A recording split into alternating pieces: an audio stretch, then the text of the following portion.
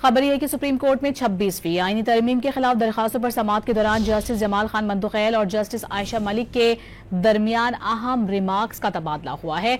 Justice Jamal Khan मंदुखैल ने remarks दिए हैं कि सुप्रीम कोर्ट रूल्स के हवाले से 24 जजेस बैठे थे, उनके सामने रूल्स बने, जिस पर जस्टिस आयशा मलिक ने रिमार्क्स दिए कि रूल्स सबके सामने नहीं बने। उनका नोट मौजूद है जिस पर जस्टिस जमाल खान मंदुखैल ने रिमार्क्स दिए हैं कि मीटिंग मिनट्स मंगवाए जाएं, ये केस आगे नहीं चलेगा जब तक मामला क्लियर नहीं होता।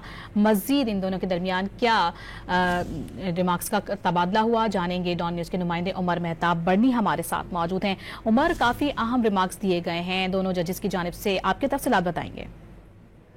जी बिल्कुल, सुप्रीम कोर्ट में 26वीं आईनी तरमीम के खिलाफ दरख्वास्तों पर समाअत के दौरान जस्टिस जमाल खान मंदुखैल और जस्टिस आयशा मलिक में अहम रिमार्क्स का तबादला हुआ। जस्टिस जमाल मंदुखैल ने रिमार्क्स किए कि सुप्रीम कोर्ट रूल्स के हवाले से 24 जजेस बैठे थे, उनके सामने रूल्स बने, जिस पर जस्टिस आयशा मलिक ने कहा कि सबके सामने नहीं बने, मेरा नोट मौजूद है।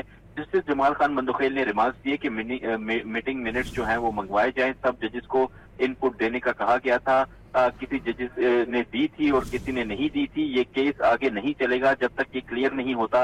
इस मौके पर अटॉर्नी जनरल ने बीच में मुदाखलत करते हुए कहा कि ये जजेस का अंदरूनी मामला है, इसको यहाँ पर डिस्कस ना किया जाए।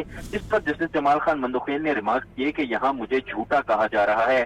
24 जजेस की मीटिंग हुई, कुछ शिकों के हवाले से मामला कमेटी को भेजा गया था, चंद जजेस ने आउटपुट दिया था और चंद ने नहीं दिया था।